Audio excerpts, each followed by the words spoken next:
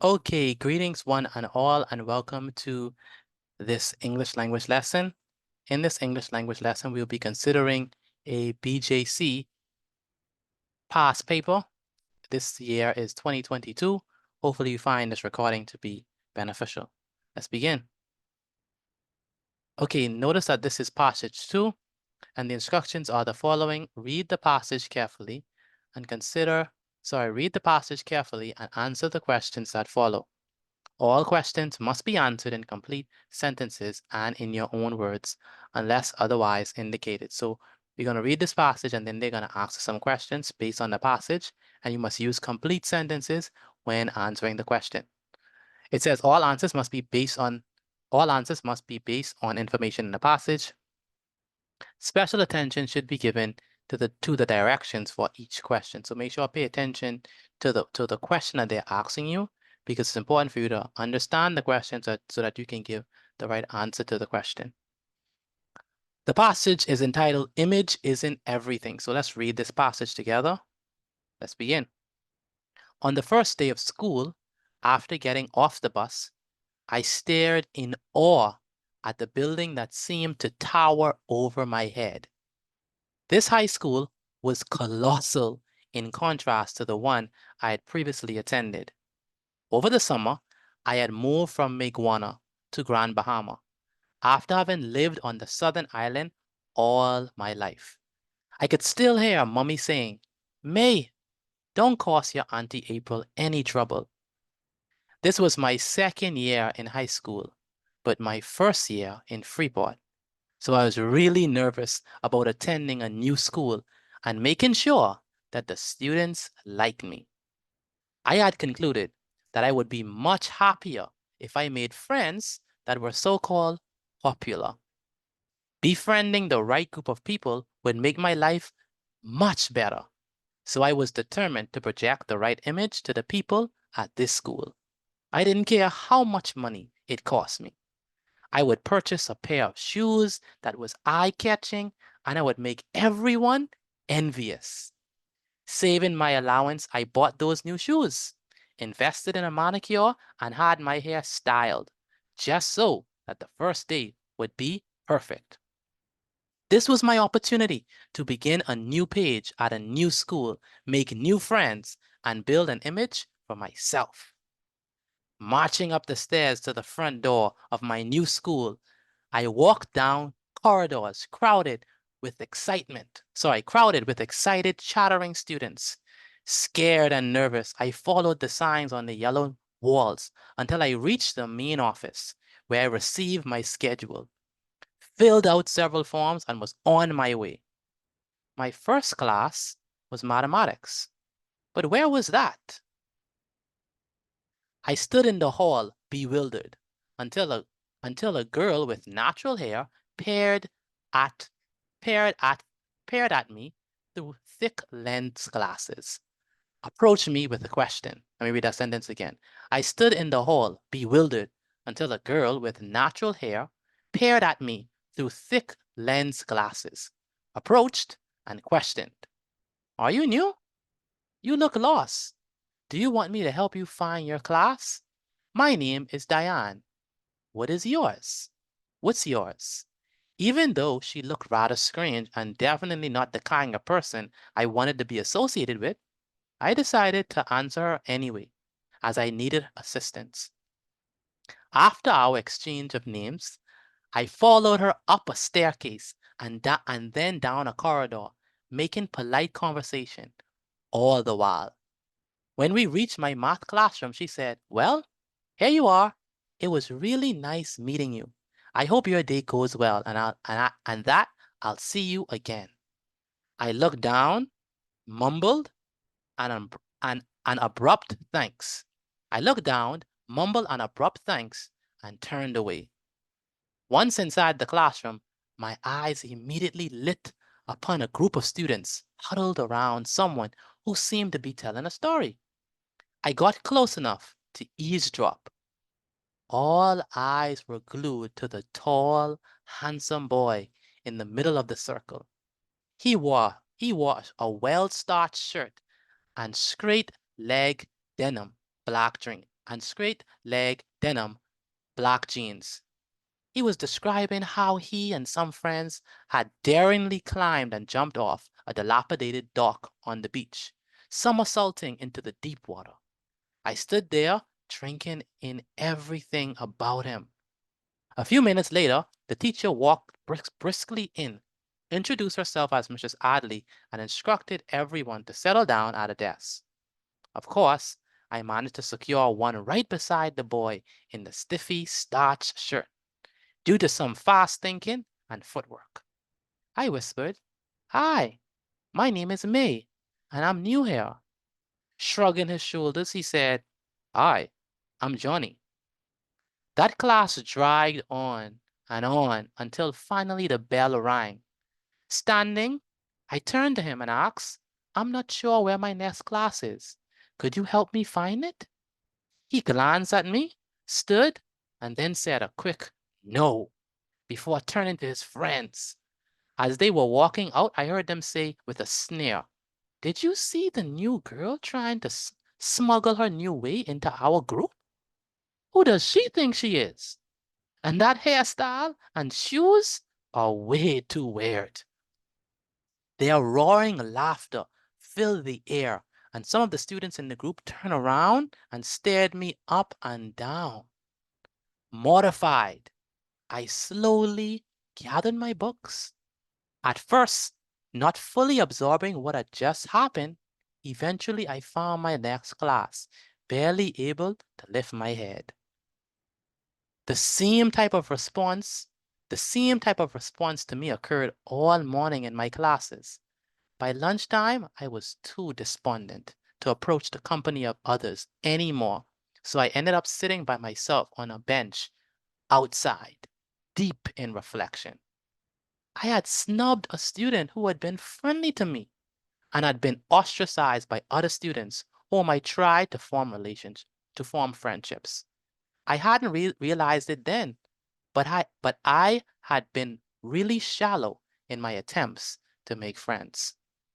Finally, sixth period came around. As I hesitantly made my way to the class, not even caring if the lesson had commenced, someone approached me from behind, tapping me lightly on the shoulder. "Hello again. Hello again. How was your first day?" I spun around. It was the same short, chubby girl with puffy hair who had escorted me to my first class. "Not so great," I muttered, fighting the tears that threatened to escape. Diane again walked me to class, distracting me with corny jokes.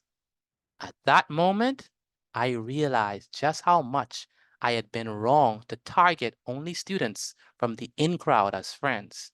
Those people did not consider me friendship worthy and had actually ridiculed me, some to my face.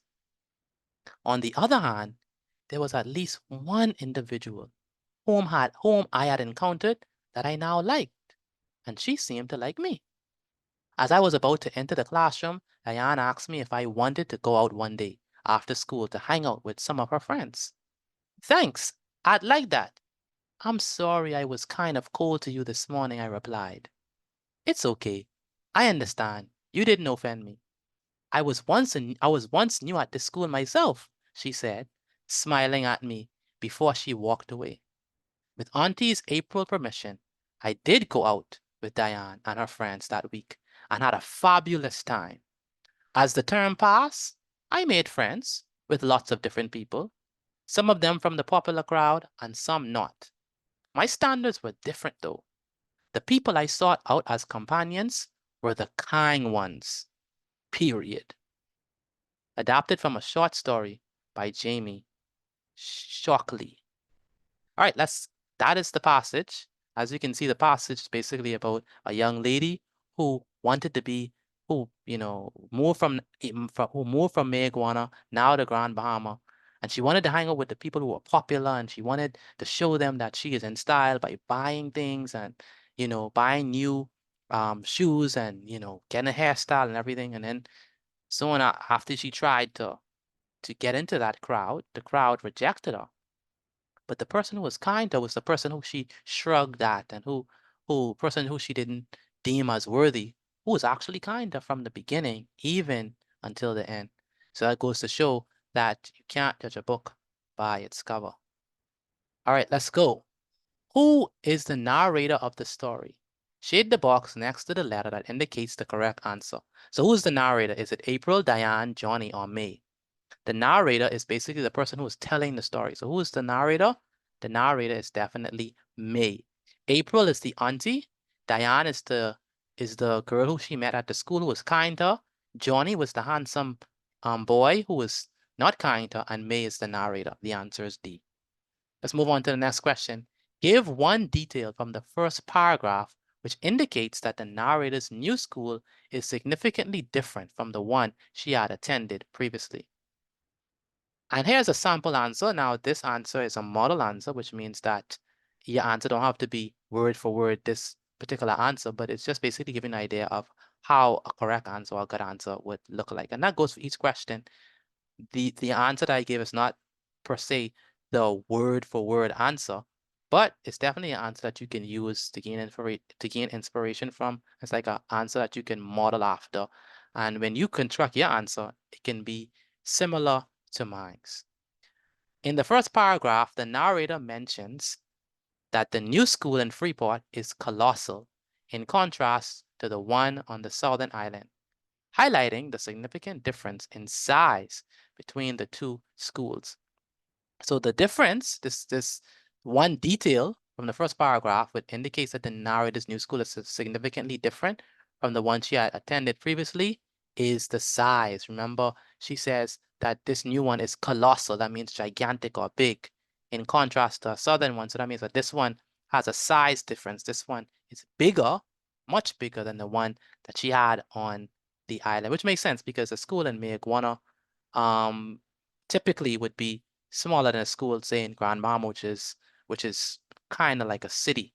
So that's why. So definitely the size difference is definitely what she's highlighting. Let's move on to question number 29. Name one thing the narrator does in preparation for the first day at a new school. Now, the narrator does many things. She bought eye-catching shoes, she invested in manicure, and she did her hairstyle, but they only want one thing.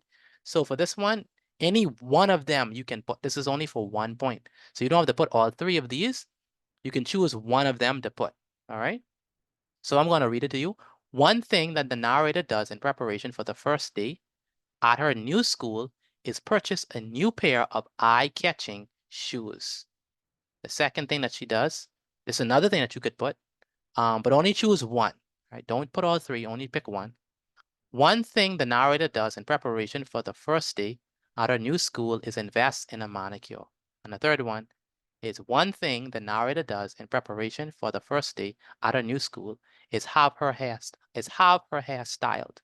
Notice that these are incomplete sentences. So don't just say purchase a new pair of eye-catching shoes. Write it in a complete sentence. And notice that I use part of the sentence to answer the question. One thing the narrator does in preparation for the first day at a new school is, so I use part of the question to answer the question. And so make sure I do that. Okay, let's move on to the next question. Question number 30, it says, quote the 4-word phrase from between the lines 1 through 16, which indicates that administrators at the new school are interested in helping students who do not know their way around it. And if you notice, there is a 4-word phrase that is mentioned, and I'm gonna say it inside this answer. It says the 4-word phrase from between lines 1 to 16, which indicates that administrators at the new school are interested in helping students who do not know their way around it, is, quote, I received my schedule. I received my schedule. Now, that helps you to know that the administrators at the new school are interested at helping the new students. You know that that's the right answer because she went to the office, right? And at the office is where you typically would find the administrators. And so she got the schedule from the administrators. And so the schedule is going to tell you where your class is, the actual room number and all that. So the schedule by the administrators given out a schedule, it shows that they are interested in helping her find her way around the school. But obviously she needed more assistance, and that's why Diane, when she came to help, was greatly needed. All right, let's move on to the next question. Explain one detail from the passage which indicates that the narrator comes from a supportive, extended family. The passage reveals that the narrator relocated or moved from Mayguana to living with her aunt in Grand Bahama. In this new environment, the narrator is provided with not only shelter, but also guardianship, care, and supervision from her aunt, despite the absence of her mom on the island. This detail illustrates that the narrator comes from a supportive, extended family. Notice that this is an incomplete sentence. This is worth 2 points, so you have to explain it a bit more. And if you notice carefully from the passage, she left Mayguana and she went to Grand Bahama. And her mother is not going with her. That's why her mommy said for her to don't give Auntie April, basically don't give her any trouble, because she's going to be there and Aunt April is responsible for basically taking care of her, making sure that's why even when you look at the passage, Aunt April gave her permission to go to that gathering or whatever they had together with her new friend. Her aunt gave her permission. So her aunt is not just there like a scarecrow or just there doing nothing. Her aunt is actually there to guide her, to be a guardian, to take care of her, to supervise her, to give her the yes or no when she's going out, and also to provide a place of shelter, okay? Because her mother is not there on the island with her. So that is support. Her auntie is supporting her as well as her mother, because typically that's the job of the mother. And so her auntie is basically being her mother while she is in Grand Bahama going to school. So definitely very supportive. And this is not even while she was in school. This even started in the summer. So definitely that shows support there. Using your own words as far as possible, state why the narrator showed a lack of courtesy to Diane, and then explain how she was discourteous or rude. So this question is saying, why do you think she was rude, or why do you think that she was disrespectful to Diane? Why? And then after you state why she was rude or disrespectful to Diane, you have to state how she showed that she was rude. Well, from the passage, we know that the reason why she was rude or discourteous to Diane because Diane did not look like one of the popular kids. That Diane did not look like someone who was popular or someone who had anything going for herself. So she immediately disqualified Diane from being on her friends list. So she wanted to have no association with Diane.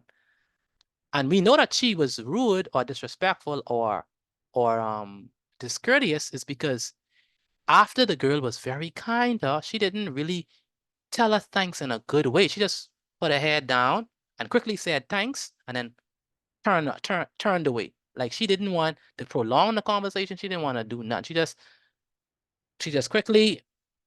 just wanted out of the conversation. All right. But then when she come to Johnny, she wanna she wanna, ban a conversation. She wanna do all this because she wanted to be a part of their group. She wanted to be a part of the popular clique. All right. So that's basically how we're gonna answer it. So the answer that I have here is that the narrator, remember this is 3 points, so you have to explain it a bit more. But the narrator showed a lack of courtesy to Diane because of her initial prejudice and judgment based on Diane's appearance. The narrator considered Diane strange and not the kind of person she wanted to be associated with. In the narrator's eyes, Diane looked like an unpopular student, and her goal was to be friends with the popular students and to avoid the unpopular ones. The narrator's discourteous and rude behavior towards Diane was evident in her dismissive response and lack of engagement. Despite Diane's friendly and helpful approach, the narrator responded with no eye contact, a mumbled abrupt thanks, and turned away. This was to say, and turned away. All right, and turned away. So she definitely did not show her the appreciation and love that she's supposed to. All right, using the lines provided, explain the meaning of any 3 of the following words or phrases as they are used in the passage. So you have to use them in context. All right. So this one is bewildered, and as you can find this in line 17. And this basically means, in context, it means, if we say bewildered, that means puzzled, confused, perplexed, or in a state of feeling lost. When you say she was bewildered, she was confused. She didn't know which classroom to go to. She didn't know where to go to. She was bewildered until Diane came and helped her. Huddled, you could find that in line 25. What does that mean? That means gathered or crowded closely together. Remember, the group of students huddled together, all right? They gathered together. Eavesdrop, what does that mean? Well, that basically means to listen secretly to the conversation of others without their knowledge. Eavesdrop, right? So she was listening to their conversation. Remember, when she came there, she was listening to that group of persons' conversation, even though they didn't know she was listening. So that's eavesdrop. And then smuggle. The young man says she want to smuggle her way into their group, right? Smuggle basically means to infiltrate, to secretly try to join their clique, right? So smuggle means, in this context, right, attempting to join or infiltrate a group discreetly. That means secretly, right, without being openly accepted or acknowledged. So she wanted to just slip into their group. She wanted just to slide in, right? But then she got embarrassed for that. Mortified, that's what mortified means. She was extremely embarrassed, humiliated, or shamed as a result of being ridiculed or criticized by others. And so that's the definitions. Now here, it's very important to pay attention to the instructions because they say using the lines provided, explain the meaning of any three, right? This is only worth 3 points. So you don't have to give the definitions of all of these words. They only want 3, okay? But I did all for you, but you only need to pick 3, all right? When you are actually inside the exam, all right? Let's move on to the next question. At first, the narrator is obviously very impressed by Johnny. Give 2 pieces of evidence to support this. So how do we know that she's impressed with Johnny? Well, we know that she was impressed with Johnny because she mentioned how he looks. Seems like she mentioned him as being handsome. And we know that she's very impressed by him because she quickly tried to sit on the side of him, right? So that shows that and not only sit on the side of him, but try to bend conversation, or try to engage in a conversation with him. So we know that she is impressed by him because of those 2 things. And we also know that she's impressed by him because, also because of the way how he was the one, that also played a factor with him being the one to dictate the conversation and tell of his experiences and stuff like that, because he was seemingly a part of the popular crew. When the narrator first sees Johnny in the math classroom, she described him as a tall, handsome boy in the middle of the circle, and mentions that she stood there drinking in everything about him. This indicates that the narrator is visually captivated and impressed by Johnny's appearance. So she's impressed by him, in particular, by his appearance. The narrator goes to great lengths to secure a seat next to Johnny in the math class, stating, "Of course I managed to secure one right beside the boy in the stiffly starched shirt, due to some fast thinking and footwork." This action implies that the narrator is eager to be close to Johnny and wants to make a favorable impression on him. This is because she's impressed by him. All right. Okay, moving right along, let's go on to question 35. This is the last one on this. It says, pretend that you are the narrator. So pretend that you are me. Write a letter to your mother describing the first student you talked to on your first day at the new school. In the letter, you should A, say how you came to know the student, B, give 2 details about her or his appearance, and identify 2 specific positive character or personality traits that the student possesses, providing support for each of the traits you mentioned. Base your response on the information from the passage and use your own words as far as possible. The first sentence has been provided for you. You do not have to write the greeting or your mother's response. Your answer should be paragraphed using no more than 100 words. And they give you the starting. Dear Mommy, I miss me iguana, but my first day of school didn't go too badly. So we have to finish that, and we only could use 100 words, no more than 100 words. So it's a short little letter. And so here I provide a sample for you. Remember, you have to include how the person look, how you came to know her, and two positive characteristics about the person. In particular, we're talking about Diane. So here it goes. Dear Mommy, I miss my iguana, but my first day of school didn't go too badly. I met a girl named Diane who approached me when I looked lost in the hallway. So that's how you get to meet her, right? She was short, chubby, had puffy natural hair, and thick lens glasses. So there you're given the description, right? Though she seemed a bit different from what I expected, I soon realized she had a warm and friendly personality. So now we're going to get into her personality traits, right? Diane guided me to my math class, and despite my discourtesy, she was still genuinely nice. Two positive traits that stood out were her compassion and helpfulness. She took the time to assist me, making sure my day went well. Diane's caring nature and willingness to help others made me realize the importance of looking beyond appearances and valuing people for their character. And that's basically the moral of the story. Love May. All right. And so what May learned was that you can't you cannot be concerned. You can't be overly concerned and overly obsessed about a person's physical appearance. But looking at their character is far more important. And it showed in that particular story. All right. That brings us to the end of this lesson already. Thank you for listening and being a part of this lesson. And I'll see you in the next video.